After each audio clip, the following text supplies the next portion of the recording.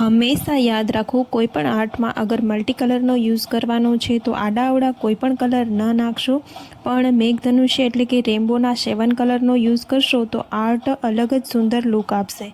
Hello friend, તમારું સ્વાગત છે મારી ચેનલમાં. આજે આપણે ખાસ નવરાત્રિ સ્પેશિયલ આઉટફિટ બનાવીશું, જેમાં હું મિરર વર્ક કરી રહી છું, એ પણ મલ્ટી કલરમાં.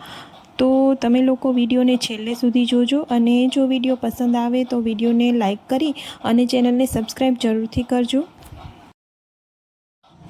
અહીં મેં બધા શેપના મિરરનો યુઝ કર્યો છે, જે ડિઝાઇન પ્રમાણે બધા ગોઠવી અને સ્ટિક કરી દીધા છે. અને હવે તો પહેલાં તો આપણે મિરરને બાંધી લેવાનો છે કોઈ પણ એક કલરના દોરા વડે. તો એક કલરના દોરા વડે જ્યારે એ મિરર બંધાઈ જાય ત્યારબાદ જે જે છે સાઈડ એને આપણે કવર કરીશું. તો એ મલ્ટી કલરમાં કવર કરવાની છે. એક સાઈડ જ્યારે મેં પિંક કલર કરું છું તો આગળ જે બીજી સાઈડ આવે તેમાં ડાર્ક પિંક કલર આવશે.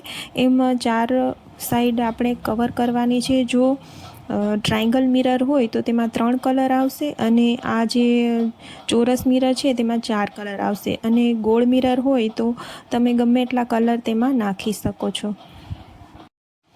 અહીં હું રેમ્બોના 7 કલર એટલે કે જાની, વાલી, પીનાલા, જાંબલી, નીલો, વાદળી, લીલો, પીળો, નારંગી અને લાલ એમ આ 7 કલરનો યુઝ કરીશ. તો જે બાજુમાં જે કલર આવશે તે લાઇટ ડાર્ક કલર યુઝ કરી શકાય છે. જેમ કે જાંબલી હોય તો તેની બાજુમાં આછો જાંબલી અને ઘાટો જાંબલી, પછી પીળો હોય તો તેની બાજુમાં આછો પીળો, અને લાલની બાજુમાં ડાર્ક ઓરેન્જ અને પીળો એ આપણે યુઝ કરીશું. એવી રીતે જો કલર નાખશો તો લુક બહુ સરસ આવશે.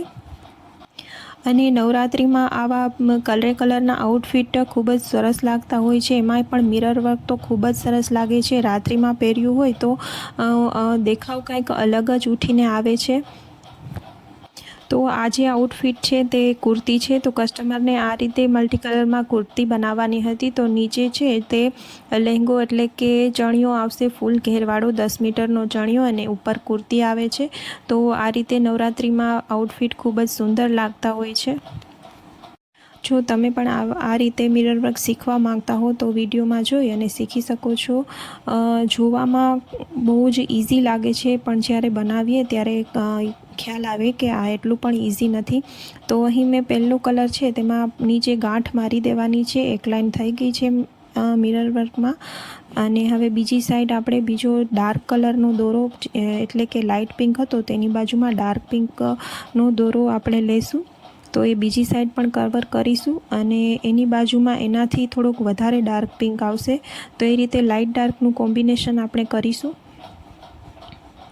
તો તમને જો શોખ હોય તો તમે આ વર્ક શીખી શકો છો, અને અઘરું પણ નહીં લાગે જો તમને શોખ હશે શીખવાનો. તો આગળ પણ મેં ઘણા બધા એવા જ્વેલરીના વિડીયો અપલોડ કરેલા છે. તો નવરાત્રિ આવી રહી છે તો તમને લોકોને જો જ્વેલરી શીખવી હોય તો તમે મારા લોંગ વિડીયો પર જઈ અને શીખી શકો છો. આગળ પણ હું ઘણા વિડીયો અપલોડ કરીશ જ્વેલરીના. તો નવરાત્રિ સ્પેશિયલ ખાસ વિડીયો હશે તો તમે લોકો એ વિડીયો પણ જરૂરથી જોજો.